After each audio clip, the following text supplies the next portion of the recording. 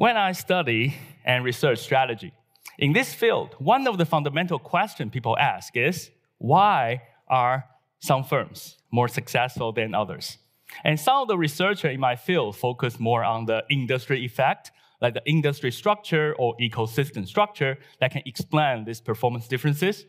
And some of the other researchers focus more on the firm effect, like having superior resources, capabilities, or leadership that can help a company to succeed. And one of the generic answers in this debate is also that firm effect is more important than the industry effect. This is all very sensible, isn't it? But 10 years ago, when I studied my PhD, it seems to me there's an elephant in the room that hasn't been addressed. What about this unexplained variance? 50% of the variance cannot be explained by either the industry nor the resource a firm has. This empirical regularity should keep us, a strategy professor, awake during the night, isn't it? Even our students follow everything we teach them about how to compete in an industry and how to develop resources and capabilities. 50% of the time, their performances will still beyond their foresight and control. Well, I decided 10 years ago to study this topic to some extent. You can simply put that it's about luck. So whenever I share this idea with others, well, they usually say, don't be so naive. Don't waste your 4 or 5 years of PhD time studying something as unpredictable as luck. I did not listen. Fortunately, they were not entirely correct. So I managed to find a way to study luck. I even published a book on that and how to quantify luck, even how to strategize with this notion. But unfortunately, they were not entirely wrong either. It took me much longer to finish my PhD, to publish my papers, and get tenure in academia. So it's tough. So today's talk is really about how to be a smarter contrarian than me. So I was a naive one, and I summarized some of the lessons I learned in this journey in an article published in Harvard Business Review. I'm going to give you the essence of this article in the following talk. And how to be a smart contrarian, this can actually be captured by this quote by Peter Thiel pretty well. So Peter Thiel is the co-founder of PayPal with Elon Musk. And he's now a famous investor in the Silicon Valley. So in this quote, he said, tell me something that's true that almost nobody agrees with you on. He asked the entrepreneurs who want his investment and money. This is really consistent with the essence of strategy if you think about it. Even you have a great idea, but everyone else agree with you, forget about superior profit, right? Because you will have a lot of copycats and so on and so forth and competing all this profit away. So a necessary condition for success is having something very different, but at the same time, you need to be correct. But unfortunately, most of the time when you come up with the novel, different idea, the crowd, the conventional wisdom is correct and you are wrong. So my framework I'm going to introduce now is the MINT principle. How do you think about this contrarian belief more systematically, and when you can be different and correct at the same time? The first part of the MINT principle is, well, identify or mark a popular conventional wisdom. Whenever people think about a problem, what is the taking for granted way of thinking about that? Identify that. Then imagine a very different way of solving that problem, a contrarian belief of yours.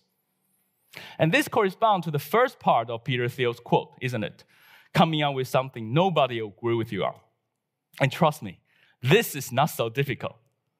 As long as you have some imagination capacity, you should be able to come up with something like this, right? Contrarian, different from the rest, from the majority. However, don't forget, most of the time, the majority are correct and you are wrong. So how do you verify this? This is the second part of the MINT principle. You have to identify all these possible barriers that's stopping this contrarian theory of yours from becoming true. And then act like a scientist, coming up with all these hypotheses in an if-then statement formulation. If you can overcome this barrier, then your contrarian belief is more likely to become true by removing some of this barrier, right?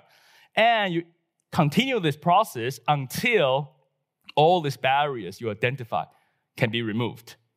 Then you have it. You're likely to have something that is not just different, but also correct. You're likely to be monopolizing an opportunity that others fail to see or fail to act upon. So this sounds probably a little bit theoretical, so let me give you an example. How to win a fair lottery game? I asked this question to many of my students. The majority of them said, no, you should not play a lottery game, a fair one even, in the first place. Because the expected payoff is zero, if not negative, right? Fair enough. What if you have to play a fair lottery game? Is there a strategy that can enhance your expected payoff? The majority still say no. Here's my contrarian theory. Yes, you can. A fair lottery game probably means the winning numbers may be random, but the way people choose these numbers may not be random. This may entail some opportunity.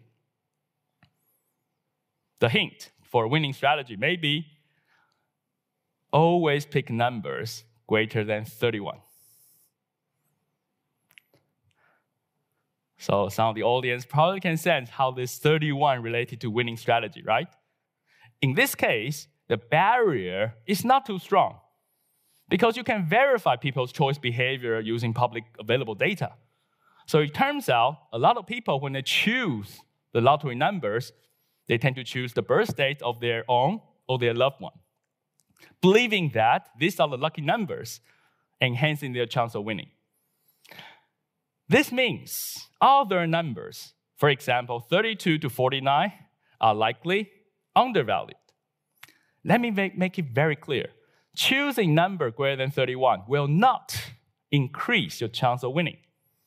But when you are lucky enough to win, you have to share with fewer others. That's how you can increase your expected payoff, even when playing a fair lottery game like this, isn't it? And that is how the MINT principle is applied here. You do need to collect data and evidence to verify your contrarian belief. So now I've introduced the MINT principle with an example, but you may still ask, why should we be contrarian in the first place? Like my own experience suggested, this is very tough and very difficult, right? The majority are likely to be correct, and when you kind of act against them, they may not approve you. You have to leave your comfort zone. Self-doubts, frustration are likely to follow. Why do you want to be in that position in the first place? Well, I would like to argue we do need more contrarians for our society and for sustainability. For all this very complicated, complex problem we're facing, we need more diverse perspectives, ideas, and combine them and recombine them. And we as human beings, we tend to stay in our comfort zone more than we should. So we need to encourage more people to have being contrarian as the future mindset to save our world, to solve this sustainability problem. But here's an incentive for you. Being a contrarian, if you follow the MINT principle, can be very good for you. When you're correct, you're likely to win big. Fortune favors you as a smart contrarian. Thank you.